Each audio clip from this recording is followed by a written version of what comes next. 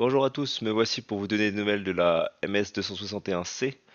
J'ai pas réussi à m'en sortir avec cette bague adaptable pour chaîne en 3/8 de pouce. Il y a un jeu qui est très important et qui n'est pas présent avec la bague d'origine style, comme on peut le voir sur les photos, ce qui risque à court terme d'abîmer le pignon de chaîne et ce qui mange sans doute une partie de la puissance de la machine. On peut même le voir en mesurant très grossièrement avec un mètre ruban que les deux ne font pas du tout la même taille. Donc c'est pour dire à quel point le jeu est important. Pourtant les références correspondaient bien hein, quand j'ai commandé. Donc voilà, quand même se méfier malgré tout de l'adaptable, ça fait pas toujours l'affaire. Et pour également incriminer malheureusement l'adaptable, qui parfois peut faire l'affaire mais parfois pas, j'ai les petits cliquets du lanceur que je venais de remonter qui se sont complètement cisaillés, complètement bouffés. On peut voir le plastique qui a été plus qu'usiné, quoi.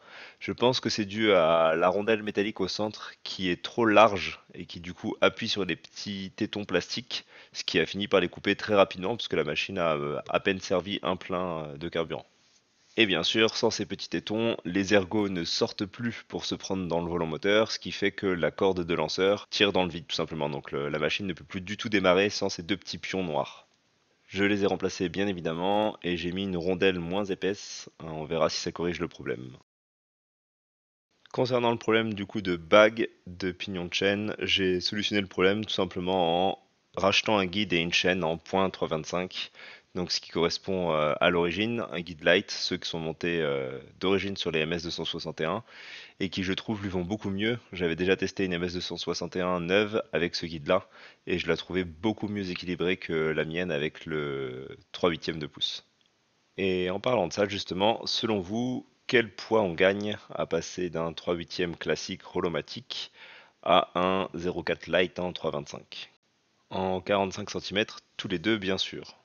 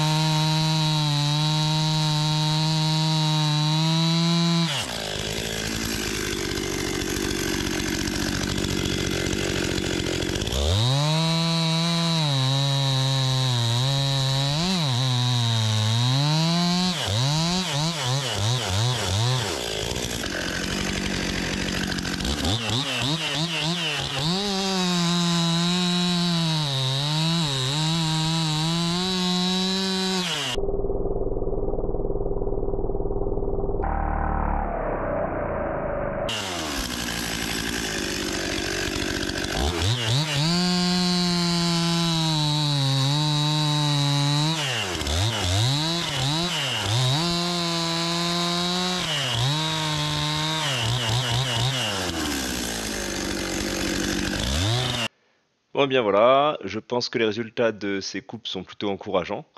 Je trouve qu'elle coupe beaucoup mieux qu'avec le 3/8. Est-ce que c'était le pignon qui me mangeait de la puissance? Est-ce que la chaîne que j'avais en 3/8 était mal affûtée?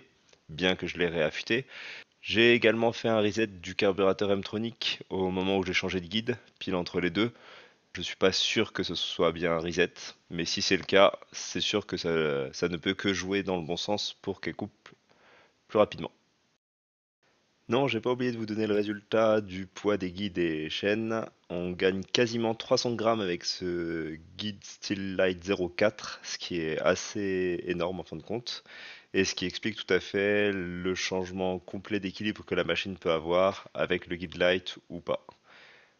Voilà, j'espère que cette vidéo vous aura plu. À la prochaine!